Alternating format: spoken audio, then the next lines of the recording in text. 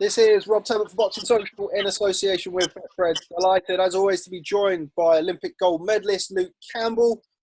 Second time in a week we've caught up, Luke, but this is the first one that's going to go out. How are you? Yeah, I'm good. I'm good, thank you. Yourself?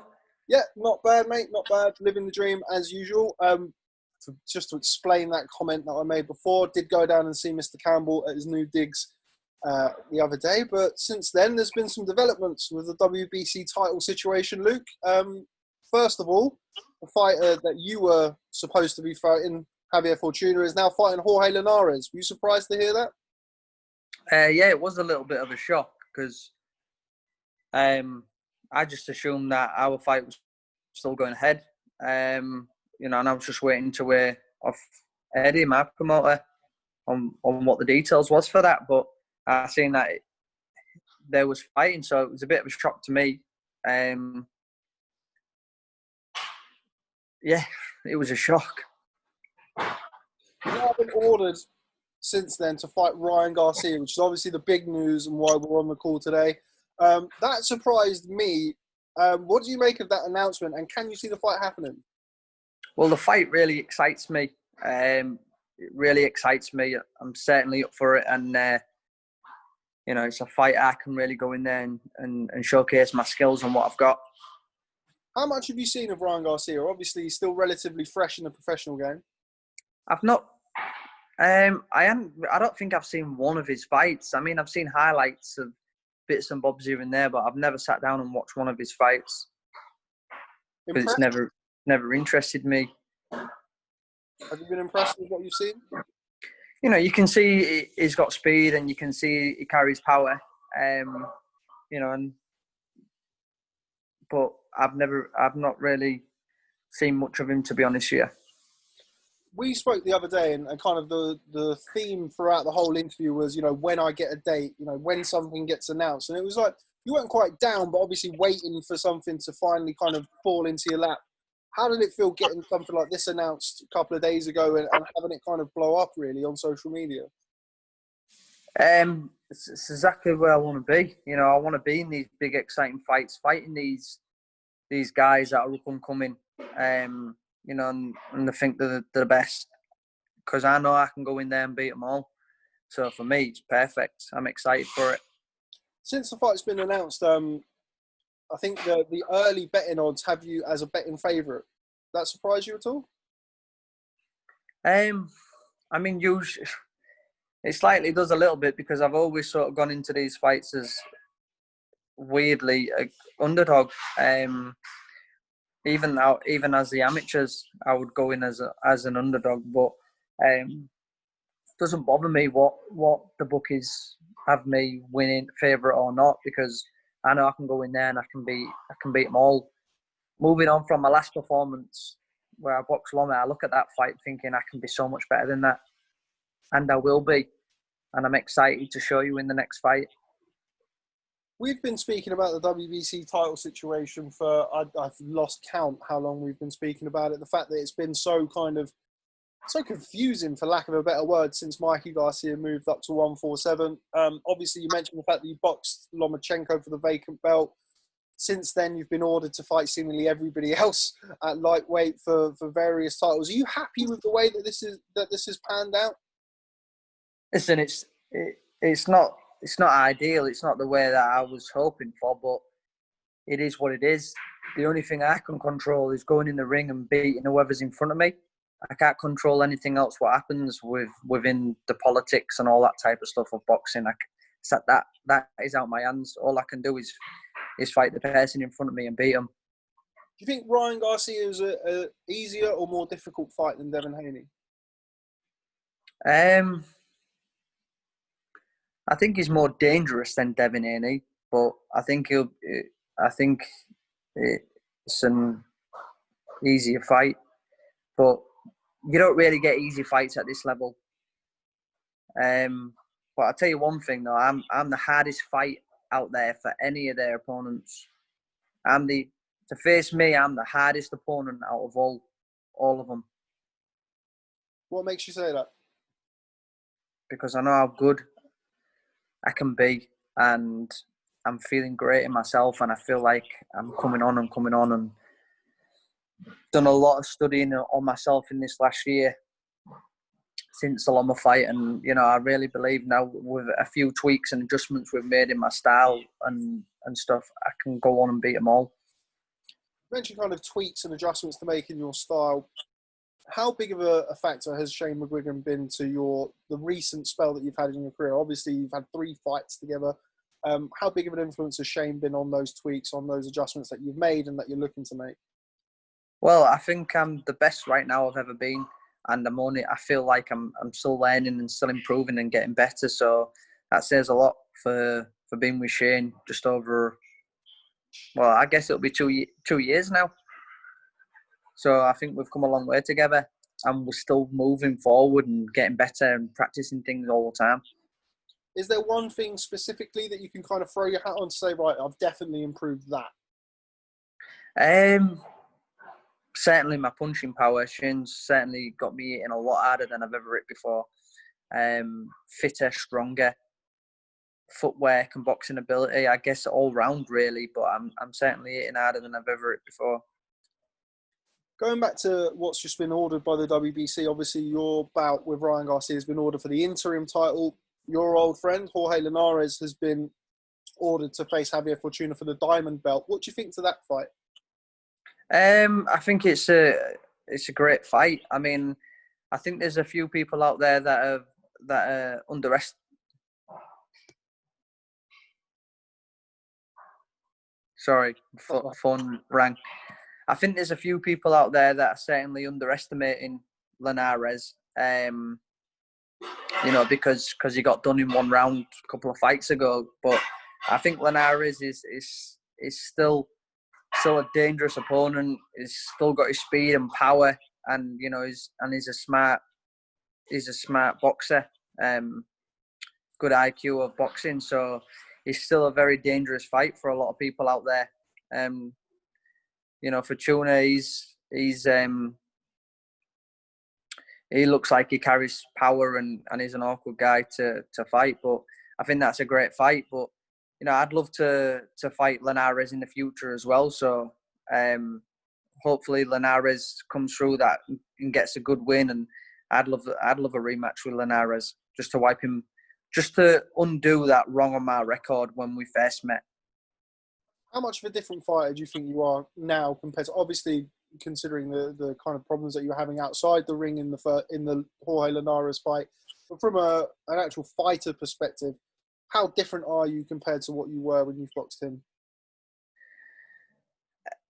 I didn't really have much confidence in myself because I felt like I was still taking care of everything myself.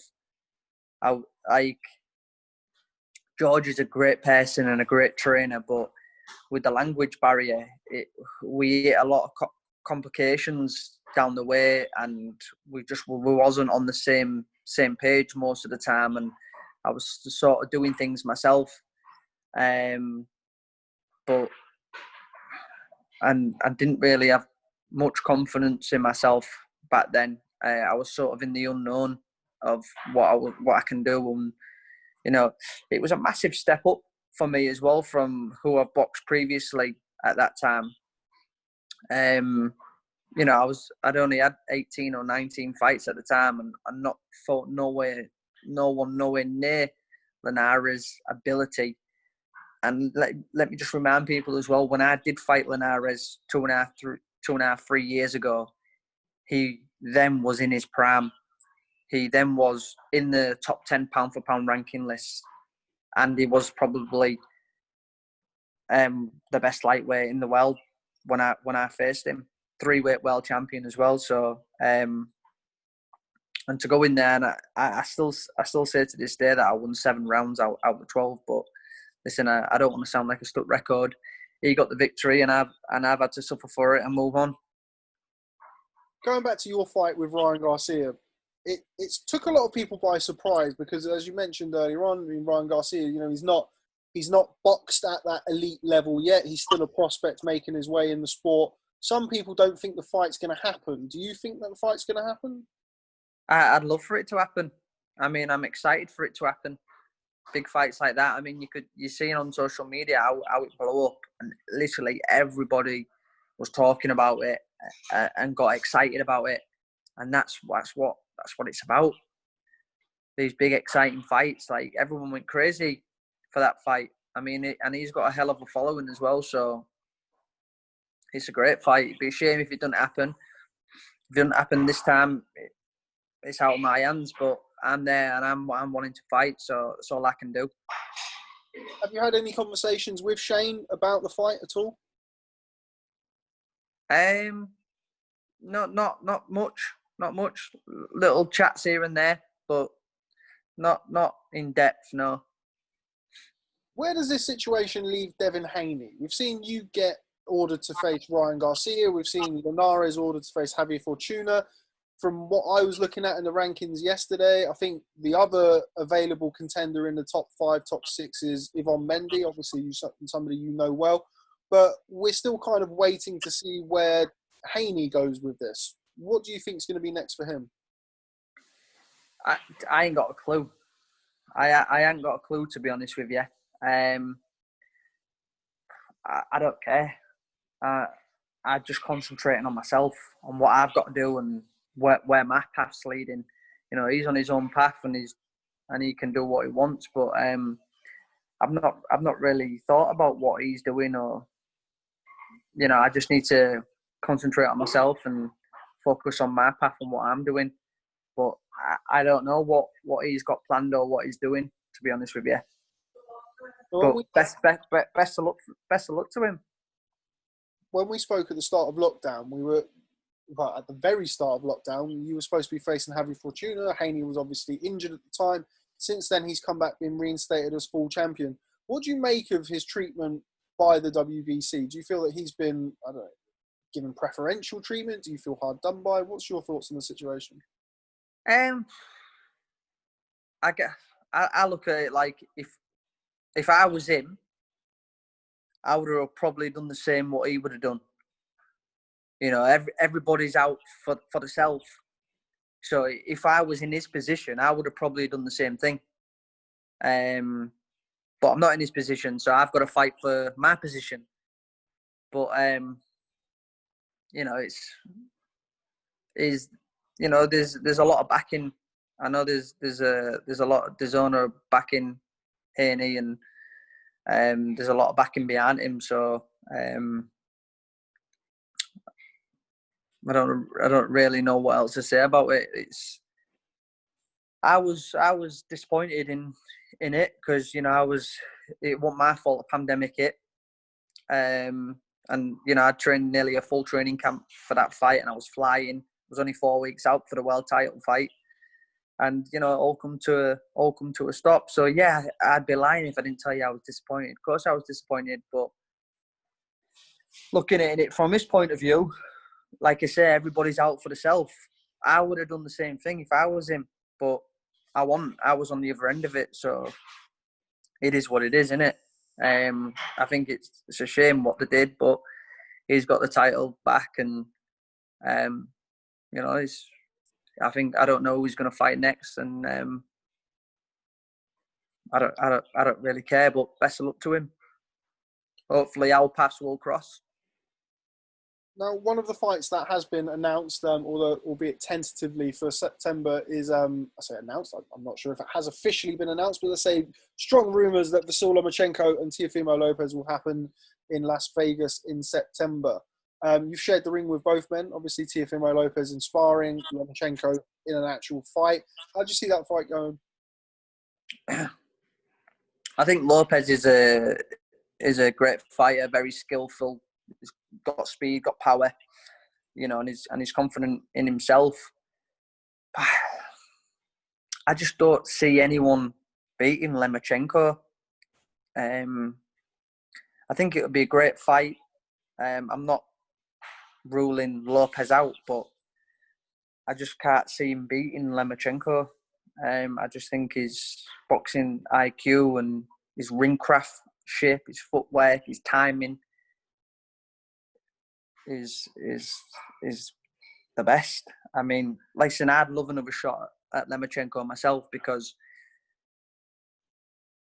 when I watched my fight back with him, I know I can be so much better than that. But it's styles that make fights as well. I was all wrong for Lomachenko, and my style was wrong for him, but he still overcome that and got the decision over me. But maybe someone like Lopez will suit him more. I don't know. It'd be a really good fight. I'd love to be there watching it myself. But obviously it just depends on when I can get out. But I just can't see anyone beating Lomachenko. When Lomachenko is fighting somebody like a Teofimo Lopez, are you looking at him and thinking, "Oh, I don't want Lopez to beat him because I want to beat him"? Is that kind of your mentality?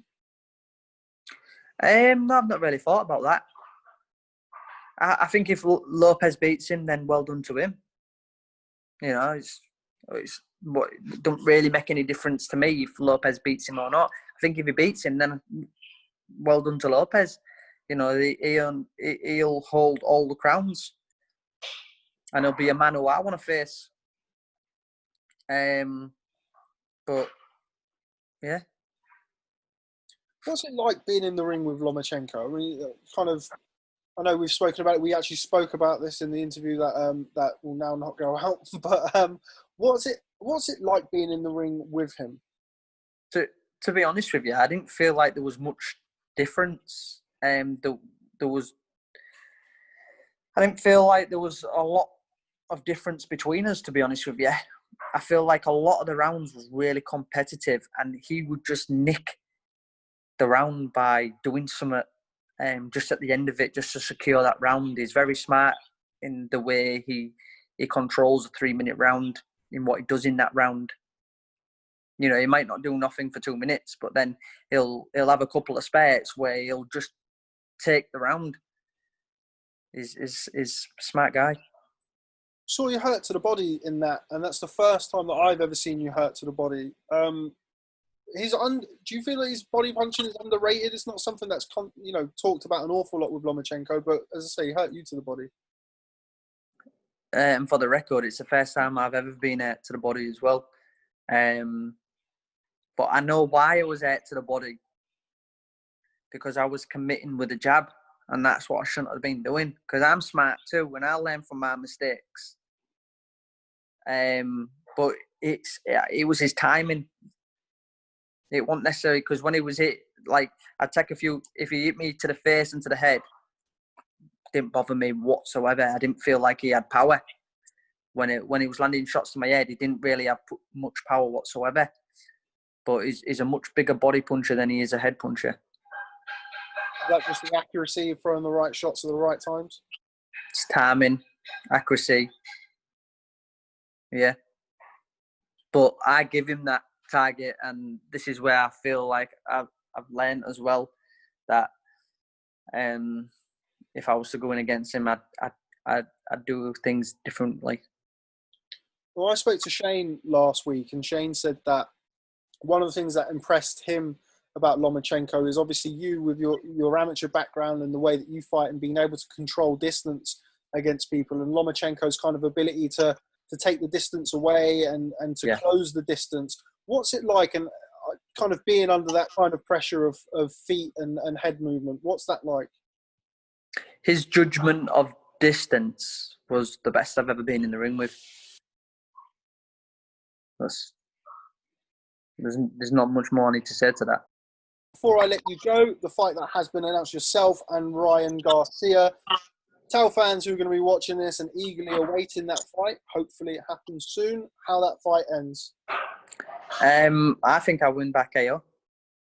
I think I beat him by KO. I beat him up and beat by KO. Okay, there you have it. Luke Campbell, always a pleasure, my friend. Thanks very much for speaking to Boxing Social again after our last interview couldn't go out. So do appreciate your time, not only today, but then as well. Thanks very much for speaking to Boxing Social, Luke. Catch up with you soon, mate. Cheers, mate. Bye.